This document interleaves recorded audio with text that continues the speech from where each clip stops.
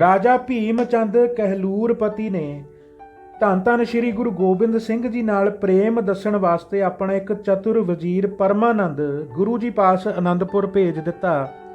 ਗੁਰੂ ਜੀ ਨੇ ਪੁੱਛਿਆ, ਆਓ ਵਜ਼ੀਰ ਸਾਹਿਬ, ਤੁਹਾਨੂੰ ਕਿਸ ਕਾਰਜ ਵਾਸਤੇ ਰਾਜੇ ਨੇ ਭੇਜਿਆ ਹੈ? ਅੱਗੋਂ ਪਰਮਾਨੰਦ ਨੇ ਬੇਨਤੀ ਕੀਤੀ, ਜੀ ਆਪ ਜੀ ਦੇ ਦਰਸ਼ਨਾਂ ਦਾ ਬੜਾ ਲਾਭ ਹੈ। ਮੈਨੂੰ ਰਾਜੇ ਨੇ ਆਪ ਜੀ ਦੀ ਸੇਵਾ ਵਾਸਤੇ ਭੇਜਿਆ ਹੈ।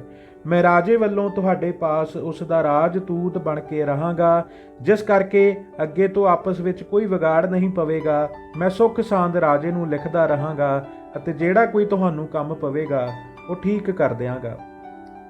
ਇਸ ਤਰ੍ਹਾਂ ਤੁਹਾਡੀ ਖਬਰਗਿਰੀ ਵਾਸਤੇ ਰਾਜੇ ਨੇ ਮੈਨੂੰ ਤੁਹਾਡੇ ਪਾਸ ਖੁਸ਼ੀ ਨਾਲ ਰਹਿਣ ਵਾਸਤੇ ਭੇਜਿਆ ਹੈ।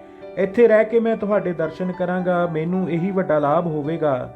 ਪਰਮਾਨੰਦ ਦੀ ਗੱਲ ਸੁਣ ਕੇ ਗੁਰੂ ਜੀ ਨੇ ਕਿਹਾ, ਹਾਂ ਤੂੰ ਬੜੀ ਖੁਸ਼ੀ ਨਾਲ ਸਾਡੇ ਪਾਸ ਰਹਿ। ਗੁਰੂ ਜੀ ਨੇ ਉਸ ਦੇ 5 ਰੁਪਏ ਰੋਜ਼ ਖਰਚ ਦੇ ਨਿਯਤ ਕਰ ਦਿੱਤੇ।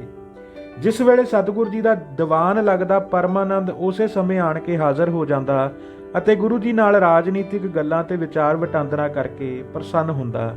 ਇੱਕ ਦਿਨ ਗੁਰੂ ਜੀ ਦੇ ਦੀਵਾਨ ਵਿੱਚ ਪਰਮਾਨੰਦ ਵੀ ਬੈਠਾ ਹੋਇਆ ਸੀ ਕਿ ਮਦਨ ਦਾਸ ਵਿਰਾਗੀ ਆਇਆ। ਉਸ ਸਮੇਂ ਦੀਵਾਨ ਵਿੱਚ ਸੰਨਿਆਸੀ, ਜੋਗੀ ਅਤੇ ਬ੍ਰਹਮਚਾਰੀ ਵੀ ਬੈਠੇ ਹੋਏ ਸਨ। ਉੱਥੇ ਬੈਠੇ ਹੀ ਭੇਖਾਂ ਦੀ ਵਾਰਤਾ ਚੱਲ ਪਈ, ਜਿਸ ਵਿੱਚ ਸਭ ਨੇ ਆਪਣੇ ਭੇਖ ਦੀ ਚੰਗਿਆਈ ਦੀਆਂ ਗੱਲਾਂ, ਜਿਨ੍ਹਾਂ ਨਾਲ ਮੁਕਤੀ ਮਿਲਦੀ ਹੈ, ਦੱਸੀਆਂ। ਸਭ ਤੋਂ ਪਿੱਛੋਂ ਮਦਨ ਦਾਸ ਵਿਰਾਗੀ ਬੋਲਿਆ। ਉਸਨੇ ਕਿਹਾ, ਸੱਚੇ ਪਾਤਸ਼ਾਹ ਜੀ, ਮੇਰੀ ਬੇਨਤੀ ਸੁਣੋ। ਕੜਾਹੇ ਵਿੱਚੋਂ ਬਣਨ ਕਰਕੇ ਨਾਮ ਕੜਾਹ ਹੈ, ਜੋ ਬਹੁਤ ਮਿੱਠਾ ਅਤੇ ਸਰੀਰ ਨੂੰ ਸੁੱਖ ਦੇਣ ਵਾਲਾ ਹੈ। ਹਨੂਮਾਨ ਅਤੇ ਦੇਵੀ ਨੂੰ ਇਹੀ ਪ੍ਰਸ਼ਾਦ ਦਿੱਤਾ ਜਾਂਦਾ ਹੈ। ਉਹੀ ਪ੍ਰਸ਼ਾਦ ਸ੍ਰੀ ਗੁਰੂ ਨਾਨਕ ਦੇਵ ਜੀ ਨੇ ਆਪਣੇ ਖਾਣ ਵਾਸਤੇ ਕਿਉਂ ਲਿਆ? ਕਿ ਇਹ ਬੁੱਢਿਆਂ ਦੇ ਖਾਣ ਵਾਸਤੇ ਸੌਖਾ ਹੈ, ਇਸ ਕਰਕੇ ਇਹ ਪਿਆਰਾ ਲੱਗਦਾ ਹੈ। ਇਸ ਕੜਾਹ ਪ੍ਰਸ਼ਾਦ ਦੇ ਨਿਯਤ ਕਰਨ ਦਾ ਗੁਰੂ ਜੀ ਦਾ ਕੀ ਮਤਲਬ ਸੀ? ਇਹ ਗੱਲ ਸਾਨੂੰ ਖੋਲ੍ਹ ਕੇ ਦੱਸੋ।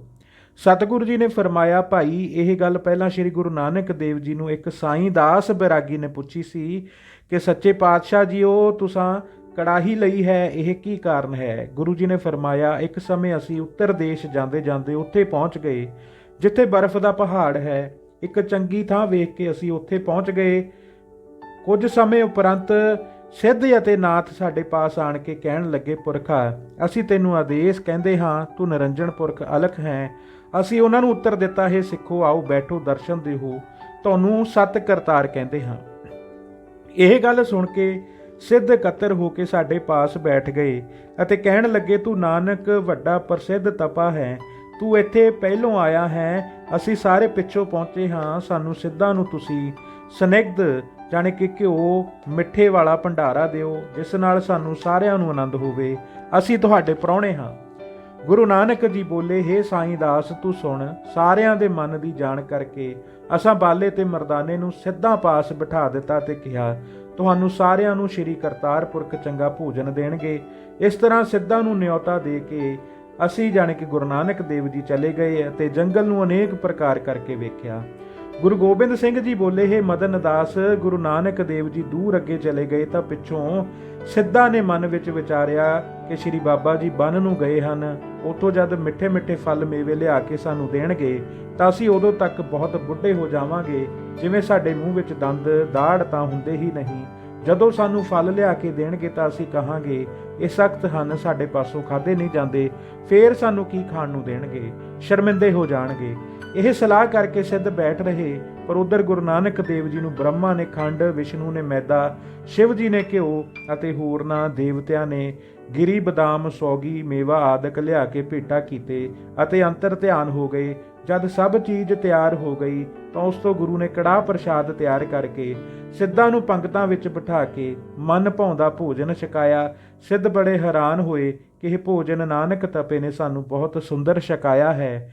ਇਸ ਪ੍ਰਸ਼ਾਦ ਨੂੰ ਹਰ ਇੱਕ ਬੱਚਾ ਬੁੱਢਾ ਬੜੇ ਉਤਸ਼ਾਹ ਨਾਲ ਛਕਿਆ ਕਰੇਗਾ। ਇਹ ਬੜਾ ਪ੍ਰਸਿੱਧ ਹੋਵੇਗਾ ਜਿਹੜਾ ਪੁਰਸ਼ ਇਹ ਤੁਹਾਡਾ ਪ੍ਰਸ਼ਾਦ ਤਿਆਰ ਕਰਕੇ ਤੁਹਾਡੇ ਅਰਪਣ ਕਰਕੇ ਆਪ ਖਾਵੇਗਾ ਅਤੇ ਹੋਰਨਾਂ ਨੂੰ ਖਵਾਏਗਾ। ਉਸ ਦੇ ਪਾਪ ਨਾਸ ਹੋ ਜਾਣਗੇ ਅਤੇ ਪੁੰਨਾਂ ਦੀ ਪ੍ਰਾਪਤੀ ਹੋਵੇਗੀ। ਗੁਰੂ ਜੀ ਨੇ ਫਰਮਾਇਆ, ਹੇ ਸਾਈਂ ਦਾਸ, ਜਿਸ ਪ੍ਰਸ਼ਾਦ ਵਿੱਚ ਗਰੀ, ਖੋਪਾ, ਸੌਂਫ, ਮੇਵਾ ਹੋਵੇਗਾ ਉਹ ਦੇਵੀ ਅਤੇ ਹਨੂਮਾਨ ਦਾ ਪ੍ਰਸ਼ਾਦ ਹੋਵੇਗਾ, ਪਰ ਜਿਹੜਾ ਪਵਿੱਤਰਤਾ ਨਾਲ ਤਿਹਾਵਲ ਜਾਣ ਕੇ ਘਿਓ, ਮੈਦਾ, ਖੰਡ, ਹਮ ਵਜਨ ਦਾ ਕੜਾਹ ਪ੍ਰਸ਼ਾਦ ਕੀਤਾ ਹੋਇਆ ਹੋਵੇਗਾ ਉਹ ਸਾਨੂੰ ਅਰਪਣ ਹੋਵੇਗਾ। ਗੁਰੂ ਜੀ ਨੇ ਕਿਹਾ, ਹੇ ਮਦਨ ਦਾਸ, ਇਹ ਕੜਾਹ ਪ੍ਰਸ਼ਾਦ ਦੀ ਰੀਤੀ ਤਦੋਂ ਤੋਂ ਹੀ ਸਿੱਖ ਕਰਦੇ ਆਏ ਹਨ। ਧੰਨ ਧੰਨ ਸ੍ਰੀ ਗੁਰੂ ਗੋਬਿੰਦ ਸਿੰਘ ਜੀ ਮਹਾਰਾਜ, ਧੰਨ ਧੰਨ ਸ੍ਰੀ ਗੁਰੂ ਨਾਨਕ ਦੇਵ ਜੀ ਮਹਾਰਾਜ। ਵਾਹਿਗੁਰੂ ਜੀ ਕਾ ਖਾਲਸਾ, ਵਾਹਿਗੁਰੂ ਜੀ ਕੀ ਫਤਿਹ।